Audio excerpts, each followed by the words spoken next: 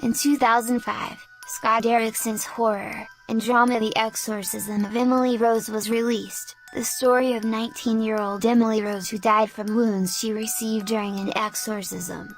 Father Richard Moore, the priest who performed the exorcism, was arrested and put on trial.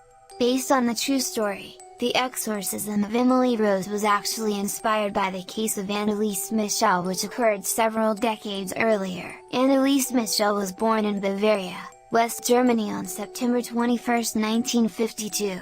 Part of a devoutly Catholic family, she lived with her three sisters as well as their parents, Joseph and Anna, in Leibelfing, a small rural town deep in the heart of Bavaria.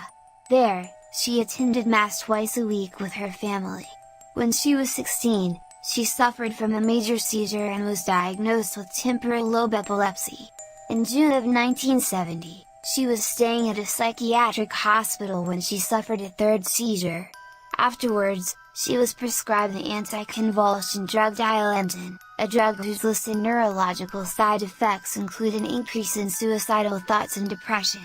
A short time later, she began telling people that she was seeing devil faces, randomly throughout the day. 1 month later, she was prescribed Alept, a drug used in the treatment of schizophrenia. By 1973, her depression began to increase.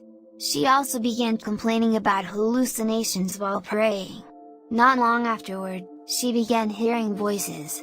The voices repeatedly told her that she was damned and would rot in hell. Seeing her psychiatric care as useless, Anneliese began to believe that she was actually possessed by a demon, a diagnosis that would explain why she developed a hatred for holy places and symbols. It wasn't long before her family became convinced she was possessed and began soliciting the Catholic Church for an exorcism. They were informed by their church that such a request had to be approved through a bishop, and there were certain criteria she had to meet. Anneliese's dislike for religious objects was one of those criteria. After being denied by her church, her condition worsened. She became more aggressive, started hurting herself, ate insects, and even drank her own urine.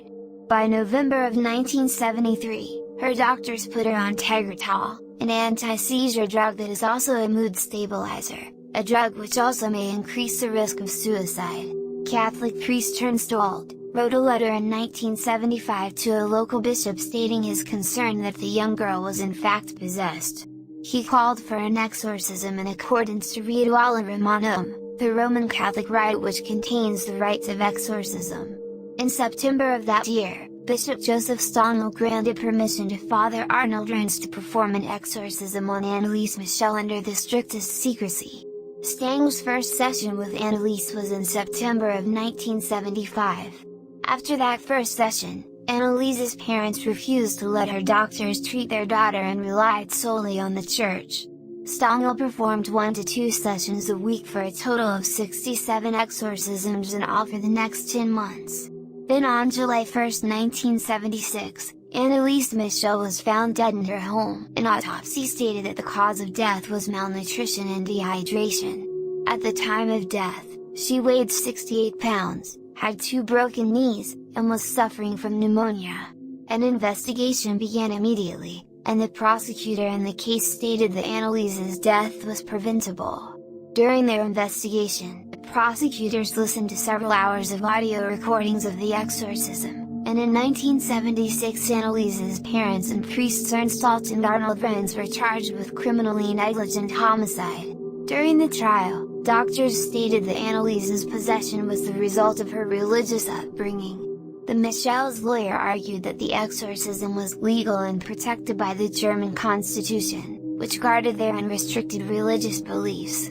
The defense also played tapes of the exorcism, pointing out demonic voices. Alt and Renz contested that they heard several demons identify themselves during the exorcism, including Lucifer, Cain, Judas, Nero, and Hitler. They also claimed that shortly before her death, all the demons within her had been exorcised out. When the verdict came back, they were all found guilty of manslaughter and sentenced to 6 months in jail with 3 years of probation. As for Bishop Stangl, who approved the exorcism, he claimed that he would not have approved of the procedure had he known how sick the girl was. Since the trial, the number of exorcisms performed in Germany decreased dramatically. In more recent years, priests have started viewing so-called possessions as symptoms of mental illness, choosing to pray with the victims while working alongside their doctors. However, Pope John Paul II, who made the rules regarding exorcisms far stricter, said in 1999 that exorcisms could only be performed in the rarest of circumstances. After the trial, the church changed their position on Annaliese's case to state that she was not possessed but instead mentally ill. Despite this change in opinion, her gravesite is still visited by religious pilgrims to this day.